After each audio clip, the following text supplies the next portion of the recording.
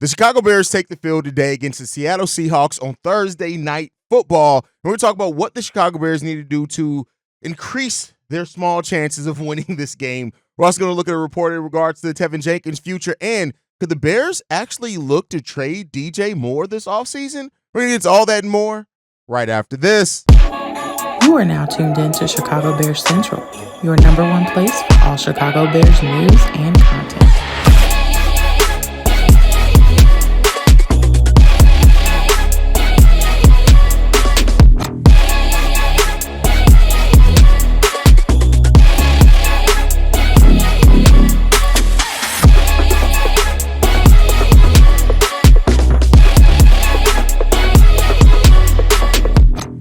What's going on, Bears fans? Welcome to another episode of Chicago Bears Central, your number one spot for everything Chicago Bears related. I'm the host there, Hayes, but more importantly, you guys can follow the channel at Chi Bears Central on every social media platform we happen to be on. With that said, let's go ahead and get into this content for today. I want to start off with this. Let's start off with what the Chicago Bears need to do to increase their chances to win tonight when they take on the Seattle Seahawks. And, you know, it's going to be heavily focused around the offense, but still on the we're going to get some touch on the defense as well when it comes down to it. But first, the Bears have to establish the running game. It's something that has really eluded us for the last few weeks. Caleb Williams last week was the leading rusher with 36 yards. We have to be better on the ground game. Like, you cannot be a one-dimensional team unless you are elite at that one dimension and win football games or have a chance to win football games. Not that I'm predicting the Bears to win this game, but you just cannot be one-dimensional and win football games. It doesn't work that way for you, right? So when you look at the Bears right now, they're towards the bottom of the league in regards to rush yards, and that's been something that's been evident all season, right? When you look at it, the Bears have had less than 80-yard rushing in the last 5 games.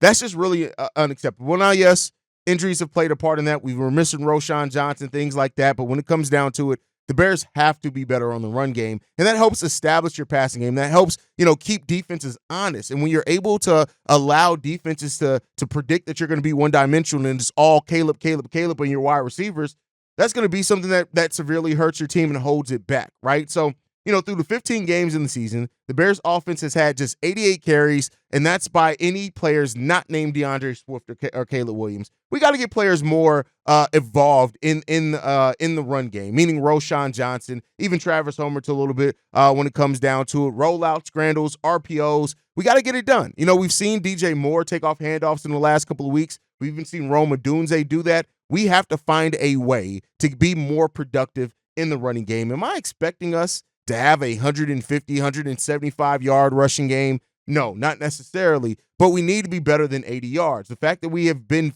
less than 80 yards for 5 straight games, that's really unacceptable for an offense that you went out and spent money on a running back. And I'm not blaming all that on DeAndre Swift. I'm not. Some of it is schematic when it comes down to it, but if you want to try to help out and just run any type of semblance of actual offense, you need to be balanced. And so we need to find a way to be better, have better production in the run game. Does the offensive line hold that back?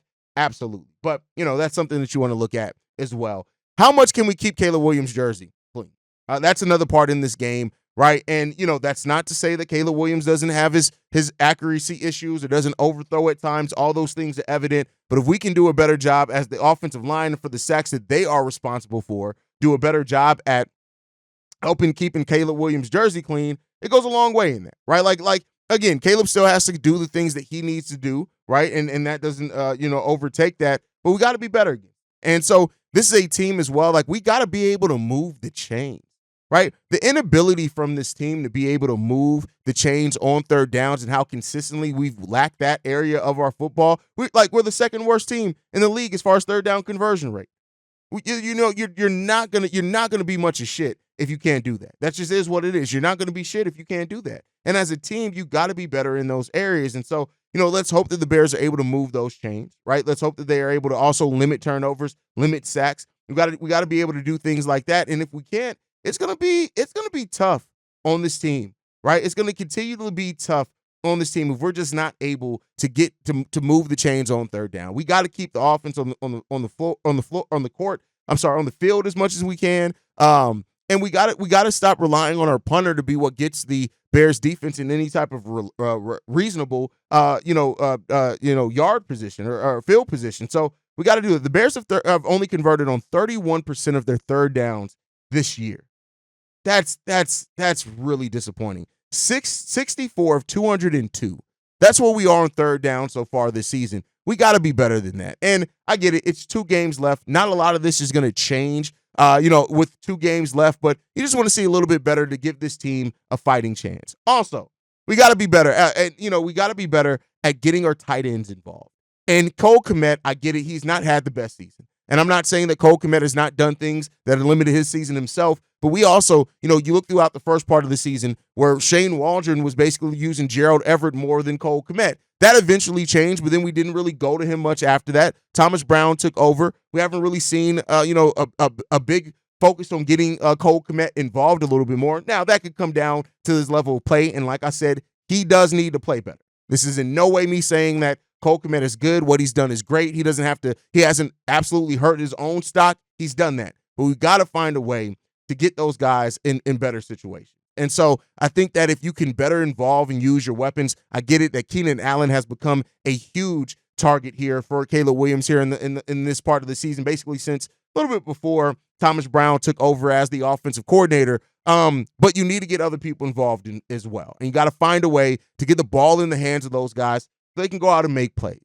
Next up, though, Geno Smith. How do we attack Geno Smith? Whether it be, with coverage, right? Having really good coverage that forces him to think and maybe take a little bit more time. Can we get a consistent pressure on Geno Smith as well? You got to look at that, right? When you look at it, he's averaging a little under 240 yards per game, and that's something you got to watch out for Geno Smith, right? When you look at the 7 losses by the Seahawks as well, he's thrown 11 interceptions in 7 losses so far. So, it's crazy how it's different between wins and losses.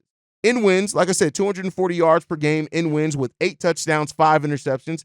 In losses, 11 interceptions thrown. And so, that's something that you really got to look at there. Geno Smith is susceptible to turning the ball over, but you got to get pressure on him. You got to have solid coverage, and we need our cornerbacks to play better. Can Tyreek Stevenson finish the season with a couple of bounce-back games, right? That's something to look out for. Can Jalen Johnson have a big impact game as well? Not to say he hasn't made impacts in games, but a big impact game. Geno Smith has a problem with ball security, and so I think because of that, if you are able to attack him and you're able to throw solid coverage at him, that is something that can definitely help. Now, Smith does lead the NFL in red zone picks with 4. So that's something, even if the Bears defense does allow them to get in the red zone, which we actually have a really good red zone defense, this is definitely something that we can look for in that area because Geno Smith is susceptible to turning over the ball. So the Bears really need to look at that, right? We had one of the best secondaries in the league throughout the first part of the season, right? 11 interceptions. Right, which it is what it is there. We got an opportunity now to get some takeaways against a quarterback in Geno Smith that has some issues with ball security. And can the Bears take advantage of that? That's what we'll be waiting and seeing. Next up, the run game. We do not have a great run defense by any stretch of the imagination, right? We are one of 9 teams that allows 130 rushing yards per game. And that's just is what it is. Lately, it's been even worse than that. Over the last 4 games, the Chicago Bears have allowed 145 yards rushing while giving 6 touchdowns on the ground over those 4 games. This is a game where the Chicago Bears are going to be tested on the ground. Can we get back to more so what we were earlier, right? Can we contain the run? Can we have the bend but don't break type of mentality? That's what I'm looking for this team. Hopefully we can do it, right? Now, the Seattle Seahawks aren't one of the league's best rushing attacks, but again, with how bad the Bears have been in the rushing game, it doesn't necessarily mean that the Seahawks can't have a big night on the ground, right? The Seahawks are averaging 91.9 yards or rushing yards per game. That's the 3rd worst in the NFL. So again, one of their weaknesses is playing into at least one of the Bears' weaknesses because we aren't a great run defense team. Can the Bears take advantage of that? Again, like I said, with the Bears offense, and make the Seattle Seahawks offense one-dimensional. Can you do that, right? That's going to be a big thing in this one. And I think overall, too, the Bears defense cannot give up big plays and get them off the field on third down situations and scenarios. We have been better than that. Even through like the beginning of this losing streak, we were kind of really good at containing teams on third downs. We need to get back to that. We allowed, almost 60%, I think, last week, over 50% the week before that. We got to get it together as far as getting teams off the field on third downs, putting them in situations where they have to punt. And then, like I said, take advantage of Geno Smith in the red zone if he gets in there because he is susceptible to giving turnovers. And let's put some pressure on it, right? Let's have a night where the Chicago Bears defense actually looks like a goddamn damn Bears defense. Can we do that? Right? Just one. I'm not asking. The season's almost over. I'm not asking for anything crazy. Just one. Just one. Right? Just come out there and perform at the level that this fan base wants to see you perform at. Yes, we finished our season against the Green Bay Packers, and that's something different, and we'll get into that. That's a story for another day. But I want to see this Bears team come out, perform. I want to see them come out and give what they can. And we'll see where it shakes out for the Bears, man. But let me know your guys' thoughts. What are some of the keys that you're looking for in this game via the Chicago Bears? We already know we got some players out with injury as well, so we're going to have to weather that storm on top of everything else. Tevin Jenkins is out, right? So, like, we'll see what the Bears can do here, man. We'll see what the Bears can do. But with talking about the Bears, the offensive line, and even mentioning Tevin Jenkins, Brad Biggs had this to say in regards to Tevin Jenkins and his future with the Bears. He said this: they really need to firm up that interior. I don't believe they will be inclined to attempt to re-sign Tevin Jenkins.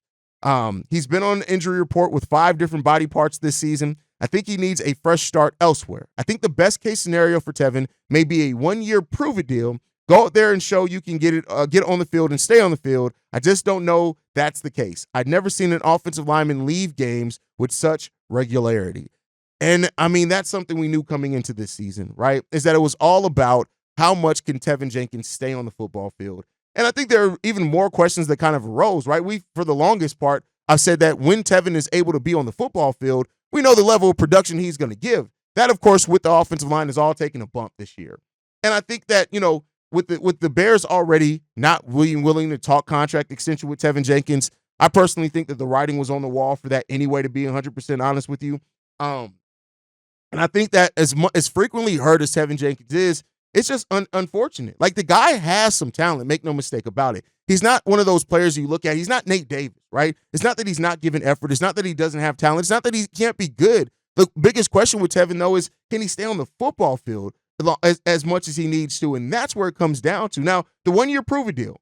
I personally can see the Bears, especially depending on how much they do change with this offensive line, maybe being that team that gives Tevin Jenkins a 1-year prove-it deal. And I necessarily wouldn't be against a 1-year prove-it deal for Tevin Jenkins. But the Bears would be stupid to try to give him long-term money, I think, right now. I think a lot of Bears fans are going to agree with that. Like, long-term money, any type of big money for Tevin Jenkins, it just doesn't make any sense for this team. He's not able to stay on the field long enough. And while free agency does happen before the draft, I think that this is a draft that shapes up that the Bears could get a lot of their starting offensive line and changes there in this year's draft. I think that that's an opportunity here for this team. So I do think that Tevin's time is probably wrapping up here in Chicago. I think I had that kind of pegged in my preseason conversation around some of the players with contract decisions. And it just comes down to the business aspect. The best ability sometimes is availability. And Tevin Jenkins has just not been a player that's been very available for this team. And it's unfortunate when it comes down to it, right? And so, when it all shakes out, Tevin may not be here for the Chicago Bears any longer past this season. And if it ends up being that, it is what it is, right? It is what it is. Yes, Tevin is talented, and I can see Tevin, if he ever can stay on the football field, going out to a different team and thriving. But at some point, and I've said this about players before, at some point, you just got to write it off, and you got to realize it may not be here, and that's okay. And we'll see what the future holds. But let me know what you guys think down below. 1-year prove-it deal for Tevin Jenkins. Is that what you see in his future, be it through the Bears or anyone else? And do you think that the Bears should offer Tevin Jenkins a 1-year prove-it deal, depending on what other moves that they make? Now, we also got some comments from Bill Barnell on ESPN, and he says this: regardless of who takes over, the coach will have to reimagine the offense and add players accordingly. Allen, a free agent, is unlikely to return. Moore has looked uninterested all season and has a tradable contract. We'll get into that in a second. The only lineman who should be guaranteed a starting spot is right tackle Darnell Wright. The Bears project to have the 5th most cap space of any team this offseason, so they can afford a target replacement. They'll get those moves right, though. Now, Darnell Wright being the only player that should get a returning starting lineman job, there's going to be a lot of Bears fans that agree with that. And like I said before, Braxton Jones, I'm not mad at him staying here, but I do think he's better as a depth piece going forward. Now, the key part in this that everybody's pulling out is that Moore has a tradable contract. Could the Bears look to trade DJ Moore this offseason? Now, here's the thing. Keenan Allen, I don't think he's going to return. I don't think the Bears are going to be willing to offer him the money. I don't think he's going to be willing to take the team-friendly contract to get him to stay here. And DJ Moore the season has affected him, right? And in no way am I in the camp of Bears fans who try to completely tear down DJ Moore. I don't. But you do have Rome Odunze there, right? And while I think you want to keep as much the same for Caleb Williams as possible with talent that he's built up chemistry with, even with a new head coach coming in, I think it does come down to what is the coach and are they an offensive-minded coach and what do they want, right? I think that's a thing with it. Now, the Bears won't get the value back that they would have gotten, for example, had they moved off of DJ Moore last year. I think his value has taken a hit this year with his performance and some of his problems creating separation and things like that. So I don't know if the Bears would necessarily get the type of value back for DJ Moore right now. I think he's going to personally have to rehab it before the Bears look to move him. And at that point in time, if the offense starts playing better, it is what it is, right? Now, if they do trade DJ Moore, he'll have $16 million in dead cap, while $8.9 million in cap relief. So, that's something to look, right, when you come down to it, but you just signed DJ Moore to a long-term contract.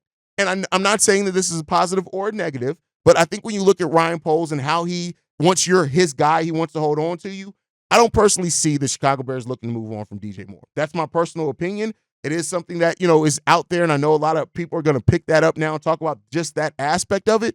And we'll see what the future does hold. But I think that DJ Moore will be back here in the Chicago Bears uniform. I don't think that's necessarily the worst thing.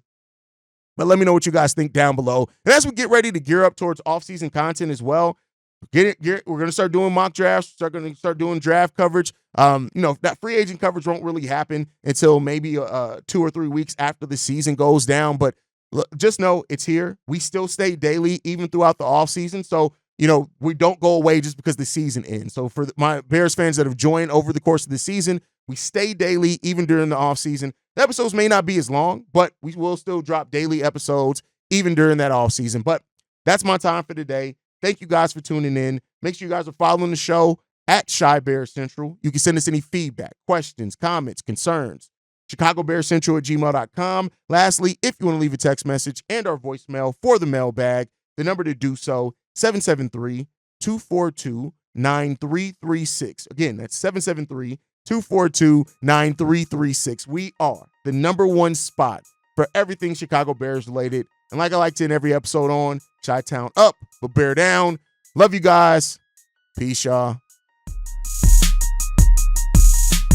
This has been a presentation of the Break Media.